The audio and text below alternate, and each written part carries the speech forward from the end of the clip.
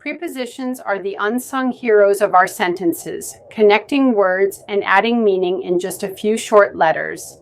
Think of them as the glue that holds our thoughts together. Let's dive into some key players.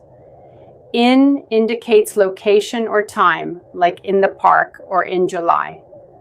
On is for surfaces or days, on the table or on Monday. And at pinpoints specific places or times, like at the store or at 3 p.m. Now, don't forget about between and among. Use between for two distinct items, like between the trees, while among is for three or more, like among friends. Here's your ultimate prepositions cheat sheet to help you master prepositions quickly. Prepositions of place, position. At, point, specific place. Example, at the door, at school. On, surface. Example, on the table, on the wall. In, enclosed space. Example, in the room, in the box. Prepositions of time, at specific time. Example, at 5 p.m. at sunrise.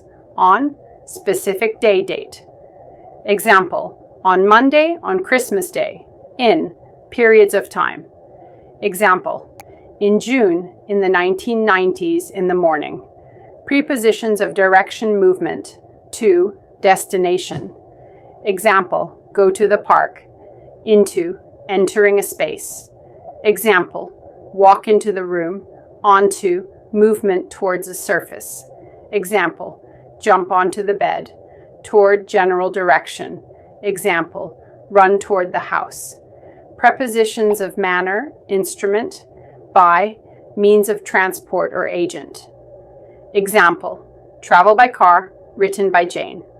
With, instrument or tool. Example, cut with a knife. Prepositions of cause, reason, purpose, because of, reason. Example, late because of traffic. For, purpose. Example, this is for you, due to. Formal reason. Example, canceled due to rain. Prepositions in phrases of possession or belonging. Example, a piece of cake, the roof of the house. About, topic. Example, talk about the book.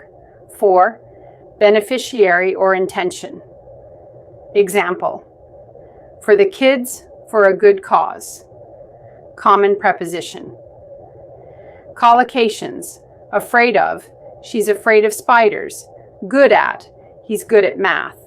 Interested in, they're interested in art. Proud of, I'm proud of you. Prepositions with questions. Who, what plus preposition.